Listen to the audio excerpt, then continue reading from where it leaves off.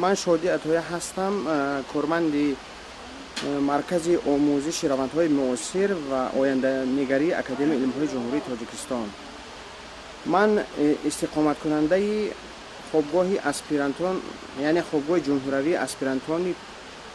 در کوچه مایاکوفسک 70 دروب 2 زنده هستم که در همین ماه سپتامبر بعد از برآمد رئیس جمهوری ما در روز دانش به یک بارگی نرخی اجاره پولی خوابگاه بالا رفت.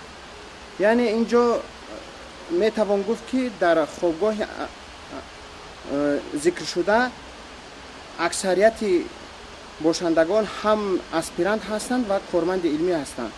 لیکن اینجا یک نازکی دارد که وقتی که ادرار پولی اسپیرانتان اکادمی علم ها فرق میکند یا که عموما معاشی که امروز کارمند علمی در تاجیکستان میگیرد برای زندگی کردن او خیلی هم گویم یعنی کفایت نمیکند. و این خاطر این هدف از مراجعت کردن ما به رئیس جمهوری این بود که وقتی که دولت استراتژی رقم یکش را رشد و گسترش علم معین میکند، وقتی که امنیت دولتداری ما در آینده تکیه به شعور و علم می شود، ما باید نسبت به کارمندان علمی، نسبت به احوال زندگی آنها یعنی به طور استراتژی باید رسیدگی نماییم. به این خاطر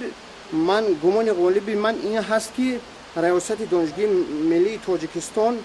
یعنی هدف نوشتن این مکتوب ما رو مغرضانه قبول نمی نماید و راه حل مشکلات را در هماهنگی با مراجعتی یعنی ما باشندگان همین خوابگاه که مکتوب رو در هفته اول ماه سپتامبر به سایت پرزیدنت ارسال نمودیم، یعنی با ما در یک هماهنگی سری همین مشکلات می آیند. انا بعد اینجا گفتم ممکن است که در خوابگاه ما نه تنها اسپیرانت ها زندگی میکنند، این چنین ماجستر های اینستیتوت کارمندان دولتی هم زندگی میکنند که در این نوشتن مثلا همین مکتوب با ما یعنی روزگی خود را ندادن، یعنی آنها در نسبت به معاش خود یعنی گویا که مشکلات ندارند. به همین خاطر 28 نفری که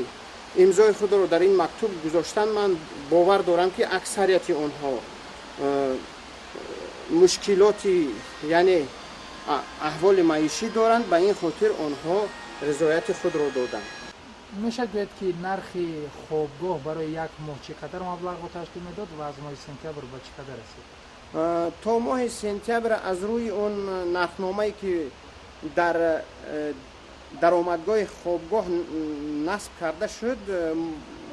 مبلغ اجاره پولی 50 سامانی بود. یعنی از روی اون نرخنامه اکنون برای اسپیرانتان 100 سامانی، برای کارمندان 150 سامانی، اینچنین ماجستر هم 150 سامانی میسپرند و برای پژوهشگران خارجی که در خوابگاه استقامت میکنند که اکثر از جمهوری اسلامی ایران و اقلشان از جمهوری اسلامی افغانستان هستند، 450 سامانی مقرر شد که خارجیان تا این وقت از روی گفتی آنها یعنی 150 سامانی مبلغ گذاری اجاره پولی خود را می نمودند.